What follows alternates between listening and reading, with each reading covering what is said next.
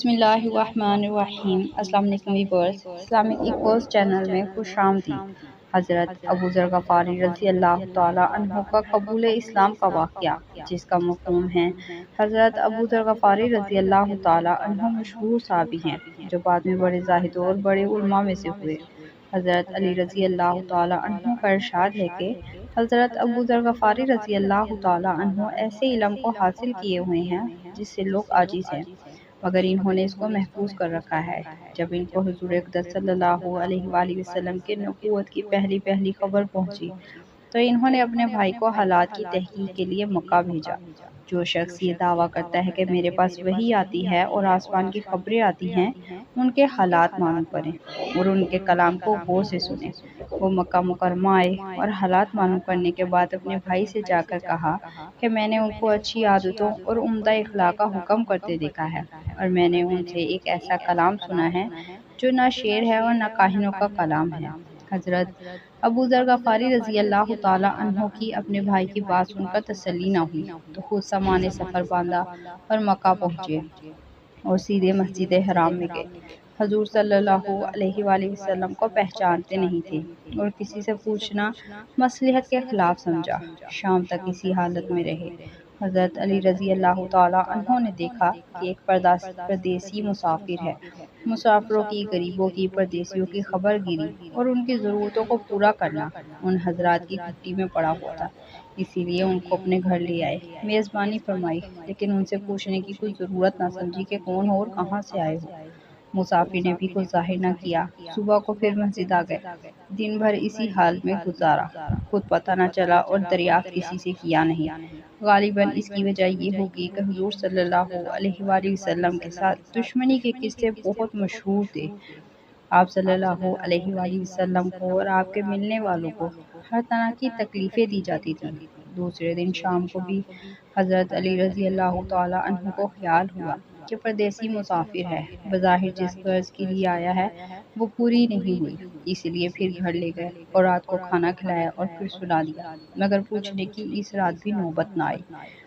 تیسری رات کو پھر یہی صورت ہوئی تو حضرت علی رضی اللہ تعالی عنہ نے دریافت کیا، فرمایا کیا تم کس کام سے آئے ہو، کیا غرض ہے؟ تو حضرت ابو ذر غفاری رضی اللہ تعالی عنہ نے پہلے ان کو قسم دی کہ اس بات کی کہ وہ صحیح بتائیں، اس کے بعد اپنی غرض بتلائی۔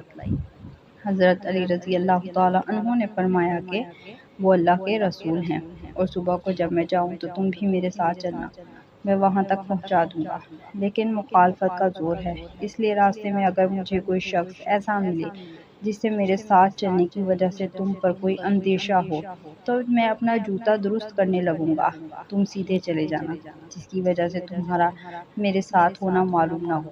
چنانچہ صبح کو حضرت علی رضی اللہ تعالی عنہ کے پیچھے پیچھے حضور کی خدمت میں پہنچے، وہاں جا کر بات چیت ہوئی اور اسی وقت مسلمان ہو گئے۔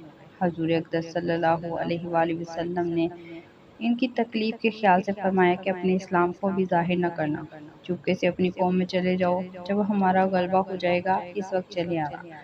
انہوں نے عرض کیا یا رسول اللہ صلی اللہ علیہ وآلہ وسلم، اس ذات کی قسم جس کے قبضے میں میری جان ہے، اس کلمہ توحید کو ان بے ایمانوں کے بیچ چلا کے پڑھوں گا۔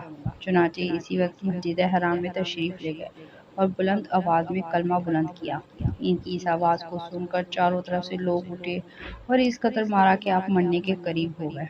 حضور صلی اللہ علیہ وآلہ وسلم کے چچا حضرت عباس رضی اللہ تعالی عنہ، جو اس وقت تک مسلمان بھی نہیں ہوئے تھے، ان کے اوپر بچانے کے لیے لیٹ گئے اور لوگوں سے کہا کہ کیا ظلم کرتے ہو، یہ شخص قبیلہ غفار کا ہے اور یہ قبیلہ ملک شام کے راستے میں پڑتا ہے، تمہاری تجارت وغیرہ سب ملک شام کے ساتھ ہے، اگر یہ مر گیا تو شام کے لوگوں کا آنا جانا بند ہو جائے گا۔ اس پر ان لوگوں کو بھی خیال ہوا کہ ملک شام سے ساری ضرورتیں پوری ہوتی ہے، وہاں کا راستہ بند ہو جانا مصیبت ہے، اس لیے ان کو چھوڑ دیا۔ دوسرے دن پھر اسی طرح انہوں نے جا کر بلند آواز میں کلمہ پڑھا اور لوگ اس کلمے کے سننے کی تاب نہ لا سکے، اس لیے ان پر ٹوٹ پڑے۔ دوسرے دن بھی حضرت عباس رضی اللہ تعالی عنہ نے اسی طرح ان کو سمجھا کر ہٹایا کہ تمہاری تجارت کا راستہ بند ہو جائے گا۔ تو دوستو، یہ تھا حضرت ابو ذر غفاری رضی اللہ تعالی عنہ کے اسلام قبول کرنے کا واقعہ۔ حاصل حضور صلی اللہ علیہ وآلہ وسلم کے ارشاد کے باوجود کہ اپنے اسلام کو چھپاؤ، ان کے اندر دین اسلام کا یہ جذبہ اور یہ غلبہ تھا کہ جب یہ دین حق ہے تو کسی کے باپ کا کیا جاتا ہے جسے ڈر کر چھپایا جائے۔ تو حضور صلی اللہ علیہ وآلہ وسلم کا منع فرمانا شفقت کی وجہ سے تھا کہ کہیں آپ کو کسی قسم کی تکلیف کا سامنا نہ کرنا پڑے، ورنہ حضور صلی اللہ علیہ وآلہ وسلم کے خلاف جانا صحابہ کرام رضوان اللہ تعالی علیہم اجمعین کی یہ مجال نہ تھی، جو کہ حضور اقدس صلی اللہ علیہ وآلہ وسلم خود ہی اسلام پھیلانے میں ہر قسم کی تکلیفیں برداشت فرما رہے تھے۔ اس لیے حضرت ابو ذر غفاری رضی اللہ تعالی عنہ نے سہولت پر عمل کی بجائے حضور صلی اللہ علیہ وآلہ وسلم کی اتباع کو ترجیح دی۔ یہی ایک چیز تھی کہ جس کی وجہ سے ہر قسم کی ترقی چاہے وہ دینی ہو یا دنیاوی، سبھی صحابہ کرام رضوان اللہ تعالی علیہم اجمعین کے قدم چوم رہی تھی اور ہر میدان ان کے قبضے میں تھا۔ جو شخص بھی ایک مرتبہ کلمہ شہادت پڑھ کر اسلام کے جھنڈے کے نیچے آتا تھا، بڑی سے بڑی قوت بھی اس کو روک نہ سکتی تھی اور نہ بڑے سے بڑا ظلم اس کو دین کی ارشاد سے ہٹا سکتا تھا۔